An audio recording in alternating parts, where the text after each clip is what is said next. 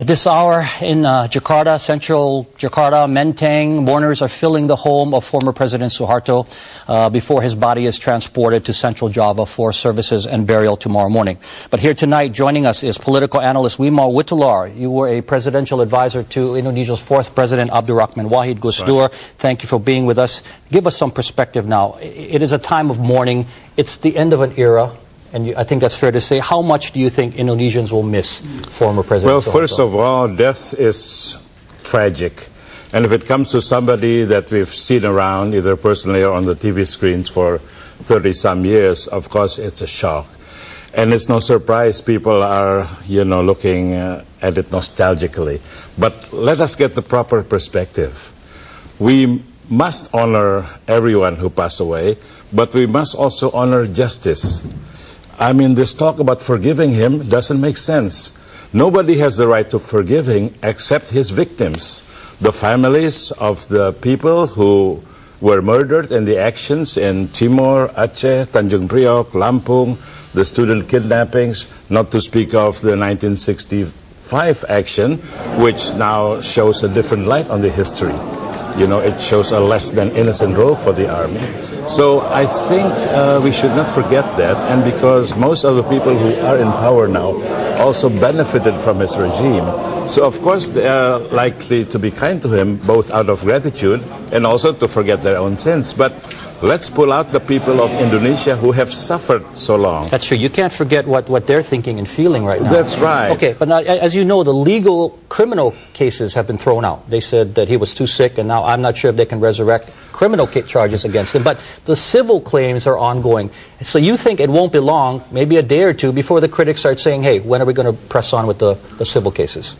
I am part of the process, so I am going to say myself, hey, friends, let us, after this mourning period is over, get down to business and make sure his ill-gotten gains don't go to his children, his cronies, his colleagues, and distribute it back to the people. And let's look back at the criminal case and said, come on, how can he have escaped that? I mean, I was in the presidential office, although not that long, with President Wahid. I was part of the prosecution. I saw the evidence against him. But politically, they wiped that away.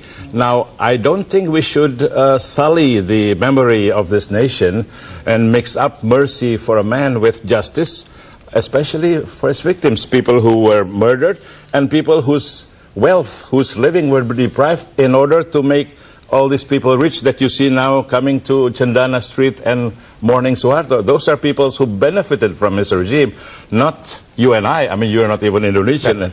Okay. Yeah, right. So we have to get justice first and foremost. Do you think it will be easier now to press on with these claims because he has passed? It will not be easy because there's always a vested interest in protecting him. If you notice that 10 years he has been there, and you look at the government now, and even the president is going to make a big to-do about the, funeral. So you wonder, is there vested interest at stake here? And I'm sure there is, because all those people in power don't have that much to gain in performing justice, but they do have a lot of gratitude to collect from the family, not to mention the billions of dollars, if they somehow, expedite a safe passage of this immense wealth. What do you think his legacy will be in the long term? I mean, it'll settle.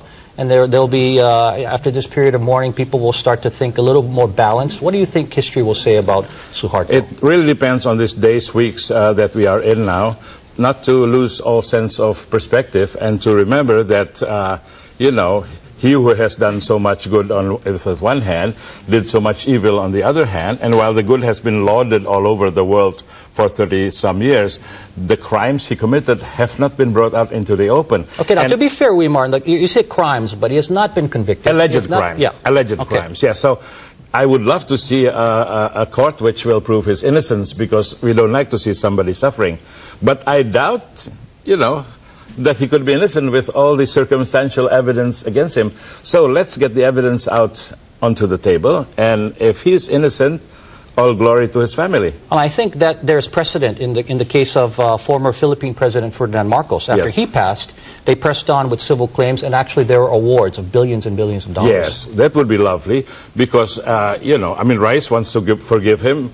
I, if I have any right to forgive him, would like to, but first have him pay the debts to to the victims. I'm just worried about the victims because I know them. I know students who were kidnapped. I know families who were murdered. It's a tragedy, Dalton. So going forward, you say you hope that these gains will not go on to his children. I mean, there are cases ongoing against his children, and so those will continue.